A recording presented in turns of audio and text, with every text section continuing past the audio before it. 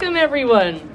It's my honor to stand with you on Treaty 6 territory today as we celebrate all we have accomplished over the last year, while looking forward to what 2019 holds as we gather to support hate-free YEG. I'm a local Lutheran pastor, community organizer, and member of the queer community, who believes that diversity is our greatest strength and that welcome, not fear, should be our default when meeting our neighbors. I'm blessed to serve a faith community that believes all are welcome and all means all. We have worked alongside the Pride Center here in Edmonton for over a decade to learn how to be a truly welcoming and inclusive community of faith and a safe place to worship for the LGBTQ SIA+ community. Over the last year, we have also sponsored 2 newcomer families from Syria who are so thankful to be developing relationships with, sharing across our culture, our customs, and our faiths to find friendship, support, and amazing connections. And we regularly work alongside amazing community organizations like ICPM, Bissell, and Boyle Street to form relationships that support the needs of those living in our inner city. And what's the best part of this, Edmonton, is that we know we're not alone in this work. We are but a small group of people who are joining in it. In Edmonton, we have come together time and time again to raise our voices in solidarity and, yes, in hope for the community we all know Edmonton deserves to find when they call this city their home.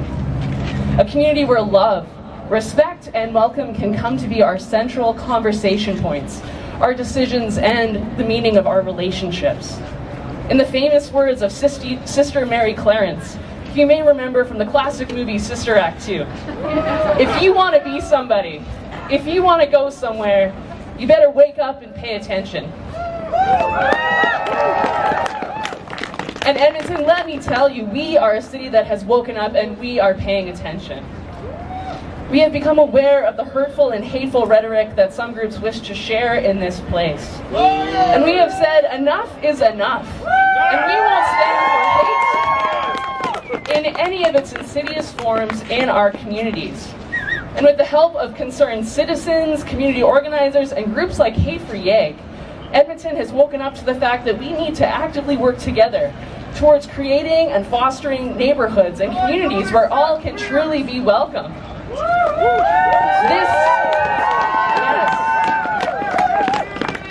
This is work that has long been coming, but work that continues to be just as important now as it has been across the centuries. Someone who has long been an inspiration to me in the fight for hope and for justice in the midst of oppression has been Dietrich Bonhoeffer. Who's heard of Bonhoeffer before? A few people in the crowd. Awesome.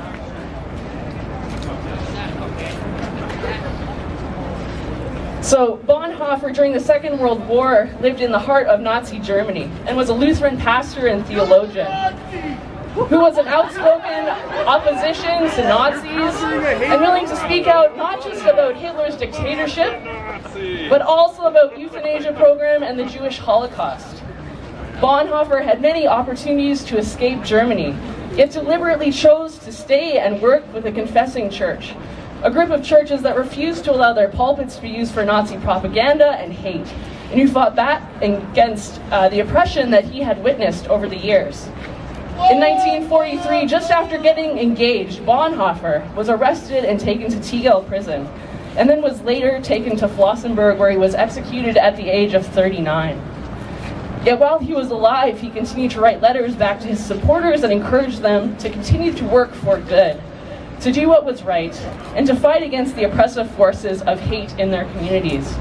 He once wrote, "We are not to simply bandage the wounds of victims beneath the wheels of injustice. We are to drive a spoke into the wheel itself." And I believe that is what we are called here to do today.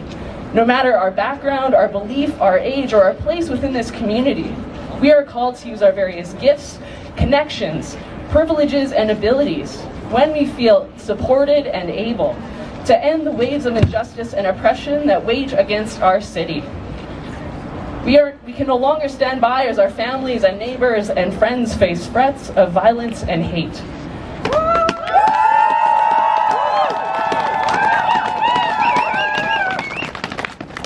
We refuse, we resist, so that Edmonton can become a hate-free community. And I trust and know that Edmonton is up for this task. So let's continue to foster welcome, inclusion, and diversity. Let's reach out in strength, care, and in love. And as we do, our light will grow to outshine any darkness that may seek to overcome it. As we continue to build the community we have always come to dream of, thank you for joining us in this awesome opportunity. Peace be with y'all.